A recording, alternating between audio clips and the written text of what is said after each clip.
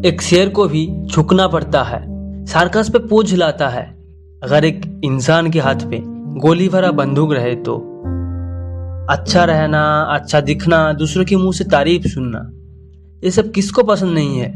लेकिन क्या है कि सबके नसीब में ऐसा नहीं रहता, और रहता भी तो एक बॉन्डिंग में कुछ पल के लिए, उसके बाद वो भी गायब हो जाता। ऐसा ही था एक मासूम सा लड़का, इसको मासूम कहे या नालायक या बेवकूफ, वो तो आप कहानी सुनने के बाद डिसाइड करोगे। हेलो दोस्तों, स्वागत करता हूँ ब्रेथ टॉक पर, और मैं हूँ चंदन। आज सुनाने जा रहा हूँ एक उम्मीद भरा कहानी जिसका नाम है आखिरी सांस। अगर ये पॉडकास्ट अच्छा लगे तो शेयर करना और फॉलो कर लेना। ये बातें सिर्फ फॉलोअर्स बढ़ाने के लिए वो नहीं बोल रहा हूँ, और ना ही इसमें मेरा कुछ फायदा होने वाला है। इसमें हमें एनर्जी मिलता है कुछ नया करने का, बेहतर कहानी सुनाने का। तो चलिए शुरू करते हैं। सूरज एक 17 साल का लड़का, वो अभी 12th में पढ़ाई करता है और अपने ट्यूशन की फीस देने के लिए पार्ट टाइम काम भी करता है। असल में वो एक मिडिल क्लास फैमिली से बिलोंग करता है। उसके परिवार में माँ बाप और उसका बड़ा भाई है जो अभी गवर्नमेंट जॉब की तैयारी कर रहा है। सूरज उतना भी इंटेलिजेंट स्टूडेंट नहीं था, लेकिन उसमें एक खास बात था, वो हमेशा कुछ नया करना चाहता था। वो थोड़ा इमोशनल लड़का था, मतलब आसपास की छोटे छोटे इंसिडेंट्स को बहुत सीरियसली लेता था। जैसे कोई अनजाने इंसान से बीच सड़क में मुलाकात हो गया और वो इंसान थोड़ा इमोशनली अपनी दुख भरी कहानी सुनाई, थोड़ा हेल्प मांगा, तो सूरज अपना सब कुछ देने के लिए तैयार हो जाता था। वो बात बात पे खुश होता था और कुछ पल बाद डरता था अपने फ्यूचर को लेकर। वो अपनी बड़े भाई की तरह नहीं था, वो कुछ अलग करना चाहता था।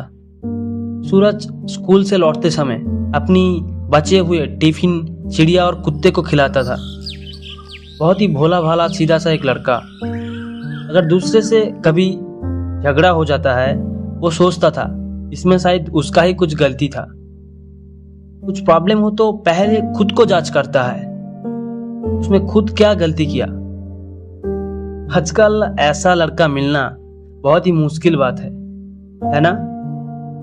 आजकल तो कौन कितना स्मार्ट है, कितना जल्दी लोगों को कॉन्विंस कर सकता है, कंपटीशन में कैसे आगे निकलना है, वो सब के बारे में सोचता है।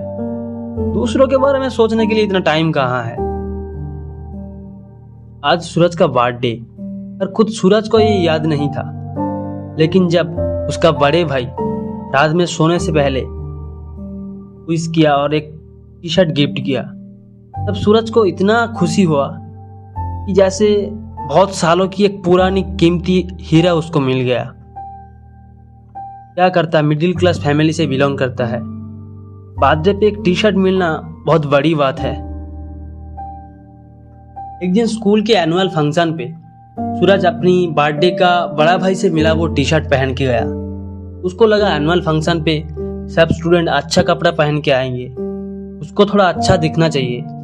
जब स्कूल पे गया तो उसका कुछ फ्रेंड बहुत मजाक उड़ाया।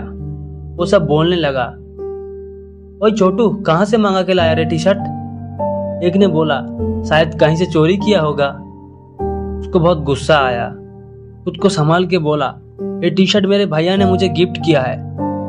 उधर से एक लड़का ने बोला, शायद तेरे भैया ने चोरी किया होगा, उसके पास कहाँ से इतना पैसा आएगा। तब सूरज को बहुत गुस्सा आया।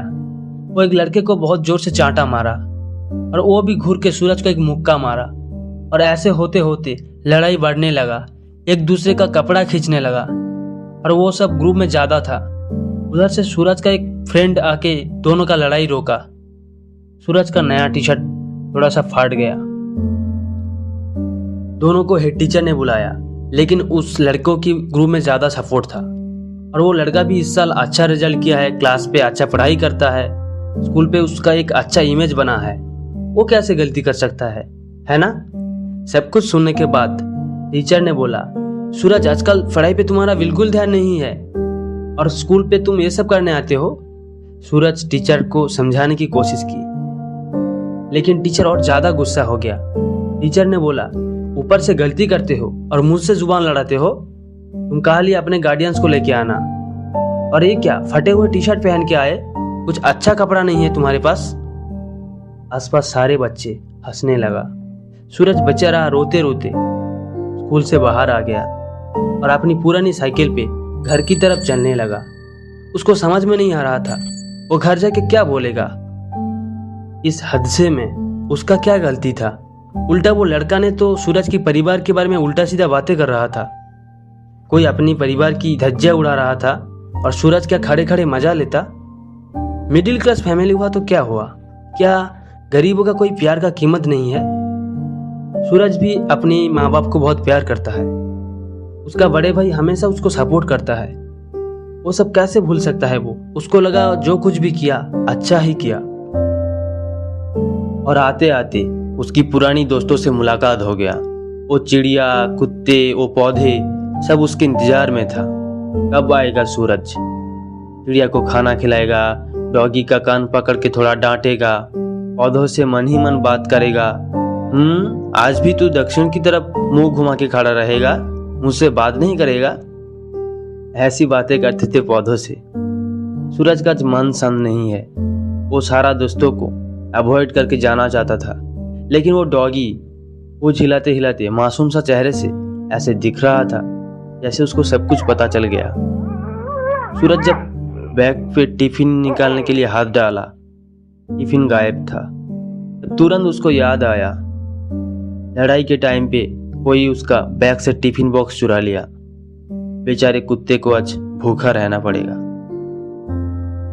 सूरज घर जाके स्कूल की वो हादसे के बारे में बोल नहीं पाया, क्योंकि सच सुनने के बाद उसका पिताजी एक ही बात बोलते थे, नालायक, फिर से क्या कांड करके आया?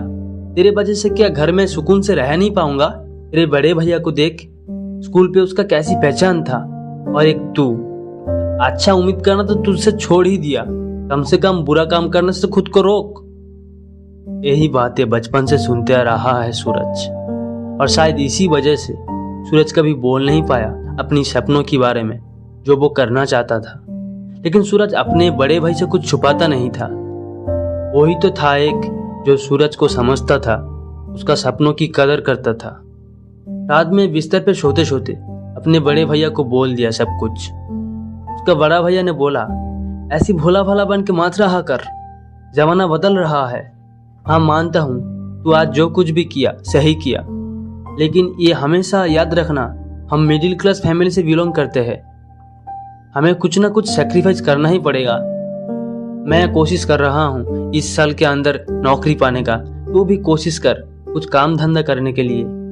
परिवार का हालत धीरे धीरे बिगड़ता जा रहा है। जैसा हर बड़ा भाई होता है, एक वैसा ही था। चल अभी सो जा, तेरे टीचर से मैं कल बात कर लूंगा। सूरज की भैया ने आखिरी सांस छोड़ते हुए सो गया, लेकिन सूरज सो नहीं पाया। सारी रात बैठे बैठे ड्राइंग करते गए, वो ही ड्राइंग जो कभी इस दुनिया को दिखा नहीं पाया। वो ड्राइंग से ज्यादा डिजाइन लगता था। एक जगह पे शुरू होता तो कहाँ जाके खत्म होगा कोई पता नहीं था। भले ही ऐसी ड्राइंग कौन देखना चाहेगा। सूरज इसको कभी उतना सीरियसली नहीं लिया।